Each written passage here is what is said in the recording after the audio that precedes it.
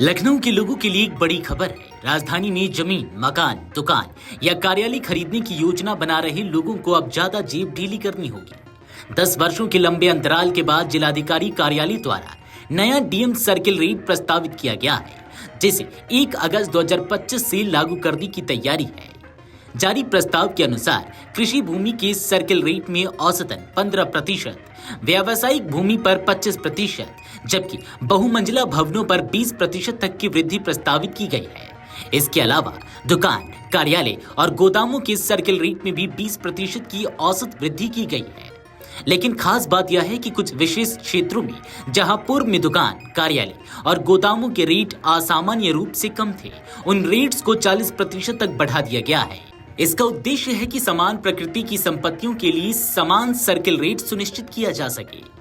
एक अहम बदलाव यह किया गया है कि यदि किसी गैर कृषि भूखंड या भवन के आसपास कोई व्यावसायिक गतिविधि जैसे दुकान या गोदाम मौजूद है, तो उस भूखंड का मूल्य निर्धारित रेट पर 20% अधिक माना जाएगा।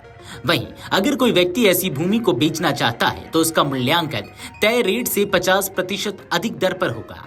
यानी अब केवल जमीन की स्थिति ही नहीं, बल्कि उसके आसपास का माहौल भी उसकी कीमत तय करेगा। प्रस्ताव में साफ कहा गया है कि कृषि भूमि पर लगे फलदार या बिना फलदार वृक्षों की दरों में कोई बदलाव नहीं किया जाएगा। इसका मतलब यह है कि कृषि योग्य जमीन खरीदने या बेचने वालों के लिए मूल्य निर्धारण पहले ही जैसा रहेगा। इस नए सर्किल रेट प्रस्ताव को लेकर प्रशासन ने लोगों को आपत्ति और सुझाव दर्ज कराने का मौका भी दिया है। 2 जुलाई से 17 जुलाई के बीच लोग सुबह 10 बजे से शाम 5 बजे तक किसी भी उप निबंधक कार्यालय या सहायक महानिरीक्षक निबंधन कार्यालय में अपनी राय या आपत्ति दर्ज करा सकते हैं। इसके अलावा ईमेल के जरिए भी आपत्ति दर्ज कराई जा सकती है। ईमेल आईडी है aigLko01@gmail.com। दूसरी ईमेल आईडी है aigLko02@gmail.com। 27 जुलाई तक सभी आपत्तियों और सुझावों का निस्तारण कर अंतिम रेट सूची को 1 अगस्त से लागू कर दिया जाएगा। सूत्रों की मानी तो 1 दशक में राजधानी में तेजी से शहरीकरण और बुनियादी ढांचे का विकास हुआ है। नई सड़कें बनी हैं, रिंग रोड, एक्सप्रेसवे और मेट्रो नेटवर्क का विस्तार हुआ है। इसके साथ ही सेगमेंट स्तर पर नई कॉलोनियां, मॉल्स, व्यवसायिक केंद्र और रिहायशी परियोजनाएं आई हैं, जिससे जमीन की वास्तविक बाजार कीमतें बढ़ चुकी हैं। ऐसे में पुराने सर्किल रेट जमीनी हकीकत से मेल नहीं खाते थे। सर्किल रेट बढ़ने का सीधा असर संपत्ति की रजिस्ट्री लागत पर पड़ेगा।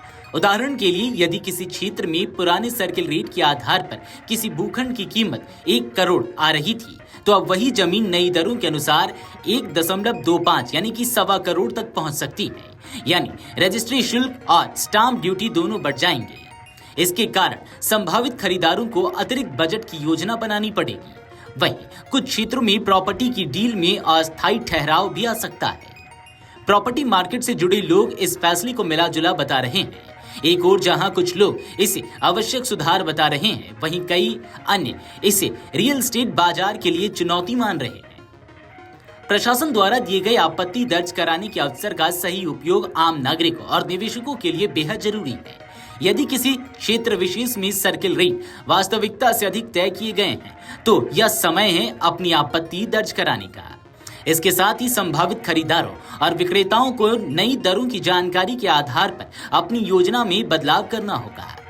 लखनऊ में 1 दशक बाद आए इस बड़े फैसले ने साफ कर दिया है कि अब रियल एस्टेट में पारदर्शिता के साथ साथ वास्तविक मूल्यांकन की जरूरत को प्रशासन भी महसूस कर रहा है। नई सर्किल रेट जहां सरकारी राजस्व बढ़ाएंगे, वहीं इससे बाजार में थोड़ी हलचल और रणनीतिक फेरबदल भी देखने को मिलेंगे। अब देखना यह है कि आम लोग, निवेशक और प्रशासन इस नई व्यवस्था को कितनी सहजता से अपनाते हैं।